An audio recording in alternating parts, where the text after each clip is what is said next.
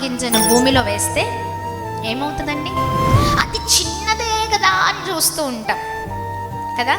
అది చూడడానికి కూడా ఇంతే కనిపిస్తుంది, చాలా చిన్నది, చాలా చిన్నగా ఉంటుంది, అవునా కదా? ఒక డాట్, ఒక చుక్కలాగా ఉంటుంది, అవునా? చిన్నదే, మన కళ్ళకు కూడా చిన్నదే అని కనిపించవచ్చు. కానీ అది భూమిలో నాటబడిన తర్వాత, భూమిలో పెట్టబడిన తర్వాత అది మహా గొప్ప వృక్షముగా మారుతుంది. నీ జీవితంలో విశ్వాసం కూడా అంటే చిన్న విశ్వాసమే, కానీ అది చాలా కష్టం అండి, అవునా కదా?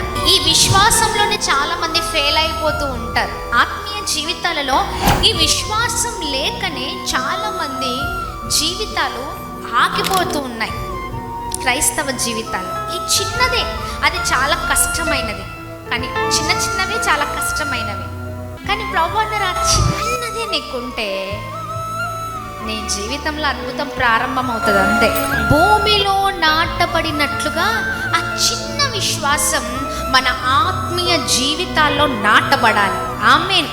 ఎప్పుడైతే ఆ చిన్న విశ్వాసం మన జీవితంలో నాటబడుతుందో అప్పుడు అది పెద్ద మహావృక్షముగా అయినట్లుగా మన జీవితంలో కూడా ఆ చిన్న విశ్వాసము గొప్పగా ఎదిగి ప్రభు ఆశ్చర్య కార్యాలను, అద్భుతమైన కార్యాలను చూసేటట్లుగా చేస్తుంది.